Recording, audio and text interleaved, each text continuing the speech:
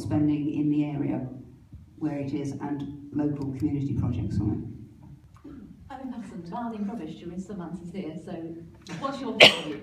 Well, if anyone wants to know what I think in detail, go to my think tank website, UK 2020, or go to the Global Warming Policy Foundation website, because I gave quite a major speech about all this back in about September. And I loved hearing these stories of what I did about people who weren't in the room when I was actually in the room. When I was doing DEFRA didn't do climate change.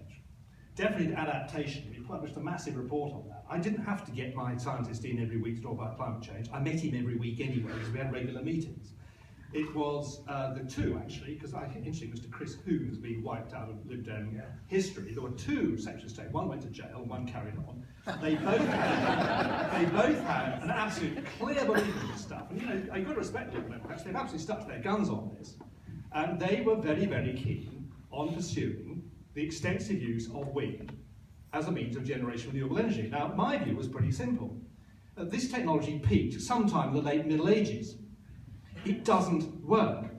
The coldest day of January this year, which was a still cold day, it generated 1% of our energy needs. So every ridiculous subsidised wind turbine, which does horrible environmental damage, chopping up birds, putting off epileptics, damaging people's telephone reception, endangering helicopters of Aria Shawbury, every one of those has to have a carbon-based backup. Now, this country, that'd probably be gas. But if you run a gas power station off and on, that's very inefficient. You actually create more CO2. So the whole wind thing is a complete scam. And I'm happy to repeat again, this is the biggest scam since the Sheriff of Nottingham. It transfers money from my poorest constituents to my wealthiest constituents, who are clobbered. People are clobbered on their electricity bills. There's no way escaping this. They have done a significant bill which is going to go up for this completely pointless technology where wealthy farmers, wealthy landowners pick up huge sums of money. There's an enormous bung to our wealthiest landowners for nothing, doing real environmental damage. You go to mid Wales now, there is virtual insurrection at plans which Davies put on hold to build huge wind farms in some of the last really isolated parts of the UK. And I've got a insurrection going on near Oswestry, where the power lines are going to come across quite rightly, so we get all the downside of the pylons and none of the upside. So, to answer the question, yes, at DEFRA, given my views, I very much launched a serious investigation into the alternatives. Otherwise, I'd get attacked as a denier and all this awful rude nonsense we have the whole time. So, I looked at all of them, and Duncan will be appalled to hear that I agree with him on some of them. He's absolutely right. If you look at the River Severn, pretty well all the way up, there are weirs where there used to be a water mill, and then there used to be a lock system to get the boats up. And we could actually, and in fairness to myself, I got all the Shropshire people, we got the river, everyone up the river, the councils together, a big meeting about 10 years ago to look at this. We could make the River Severn navigable again, and with inflatable weirs made by my marvellous constituent, Mr. Lindstrand in Oswestry, we could have these demountable weirs, and you could generate electricity. So there is probably more to be squeezed out of hydro. Not that much, but there is definitely. Scotland's pretty well taken up. And if you look at our renewable figures, Scotland still dominates with hydro. So yes, there is some of hydro, but you've got to be careful about fish stocks. I spent a lot of time when I was in the shadow on fishing. You can do terrible damage. As in Northern Ireland, yes, there is some potential on tidal. And I would agree with Duncan on that, but there's a real problem with metallurgy still. I mean, the tides around Ireland are incredibly strong. There's a 12-knot tide each way every 12 hours into Strangford Lough, and they've got trial turbines there, but the metallurgy is really struggling because of, obviously, the salt and the saline conditions. We're not there yet. Duncan mentioned solar. What I saw at solar, a complete waste of time. It's maximum 10% efficient. So what I came down with, the only really reliable one, apart from hydro, where you've got water running 24 hours a day, was actually anaerobic digestion, but on waste. And I was emphatic, and we were working with the Lib Dems and my ministers on this to see how we can make sure we did not subsidise burning food, because what's happening in Germany, I think, is disgusting. When significant numbers of people died of hunger last year, it is absolutely wrong and immoral, I think, to burn either animal quality food or human quality food. But we throw away 15 million tonnes of food as waste in this country. Going to landfills, a shocking practice. That could go to anaerobic, and we could do a lot more with farm waste. So that actually is what I came down on. But it's all peanuts compared to the volume of energy we need. The Climate Change Act is a required 80% reduction on 1990 figures by 2050.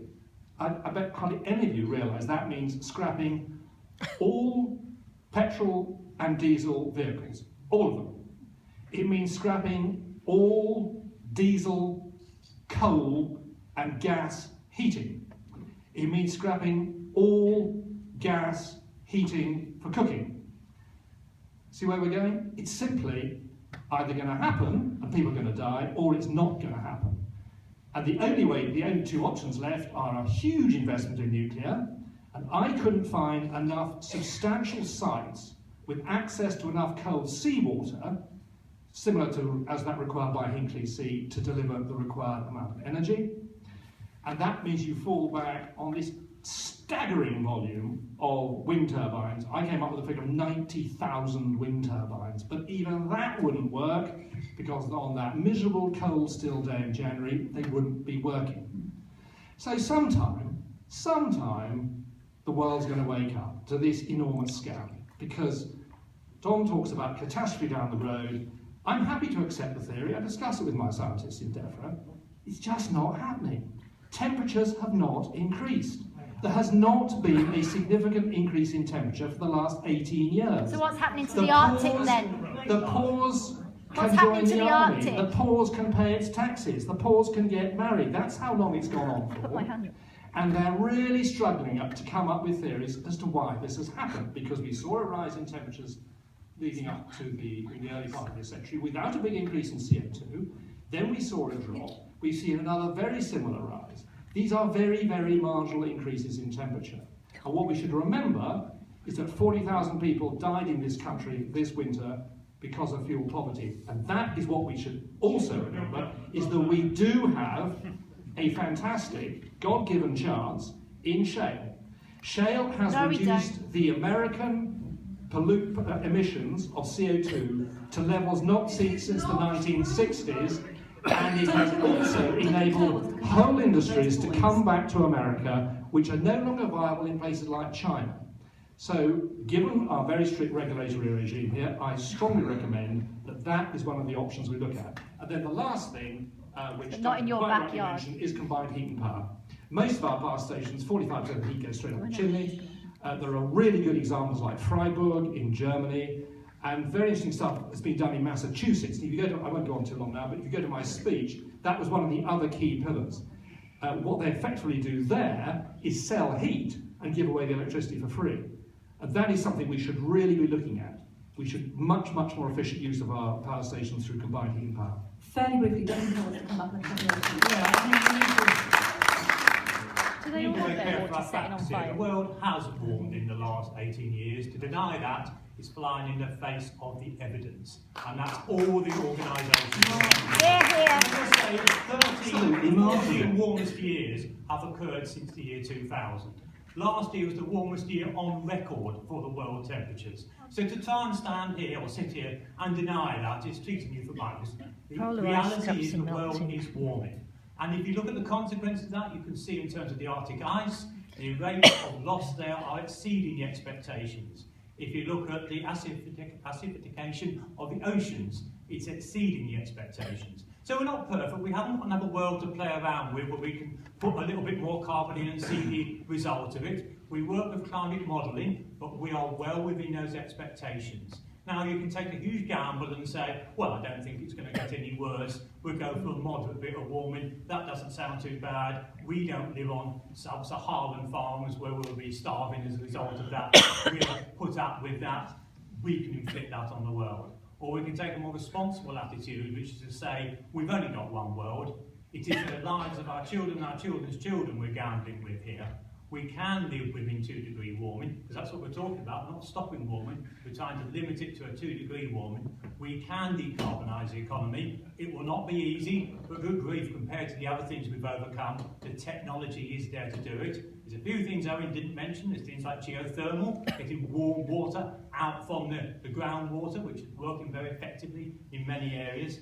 And we've really got very little choice but to do this for our own sake and for the sake of future generations as well. Finally, on the subsidy, because I think it's a big issue, it's talked up as though we're paying, what, thousands of pounds in subsidy for wind farms. It works out at £18 per household. Yes, it might be too much. I'm concerned, as Owen is concerned about, it's going to the wrong people, but actually we're talking about £18 per family per year. We're not talking about hundreds of pounds. It is factually, and this is from the department, his own Department of Energy and Climate Change, it is £18 is a subsidy we're paying. And that's why he was sacked, because he didn't know his figures. Yeah, it's like I say, this is the danger, I think, of